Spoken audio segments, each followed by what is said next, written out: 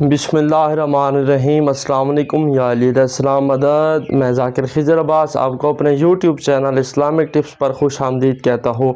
मेरी तमाम वीडियोस बहुत ही अहम होती हैं क्योंकि दीन की तालीमात और फ़िक़्ह जाफ़री और इस्लामी मसाइल के मुतालिक होती हैं।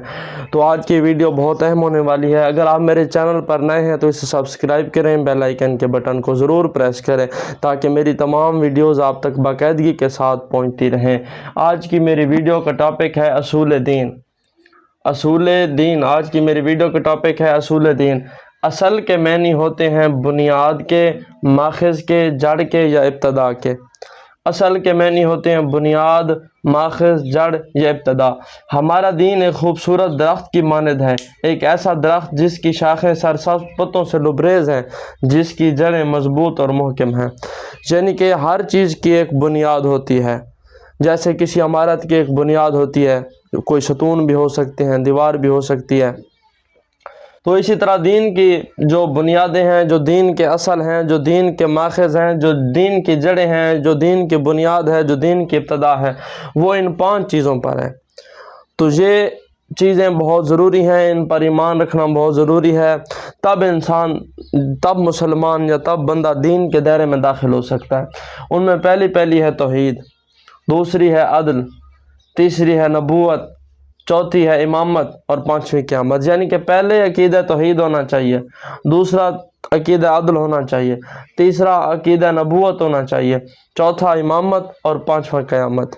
तो आज मैं इनकी आपको तफसील बता देता हूँ। ये तो बढ़ते हैं असूल दीन के। पहला असूल जो है वो तौहीद, और पहला जो है वो तौहीद है।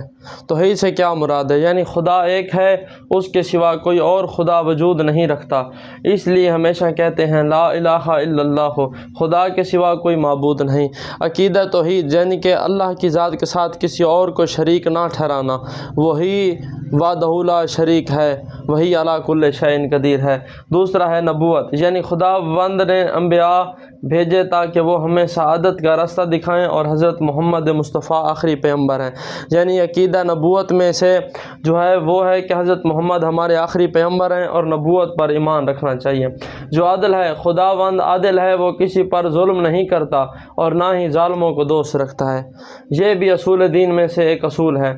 चौथा है इमामत, लोग सीधे रास्ते से भटक ना जाएं। 12 इमाम मंसूब किए खुदा ने ताकि हमें हिदायत करें। पैगम्बर के बाद वो हमारे लिए नमूना है।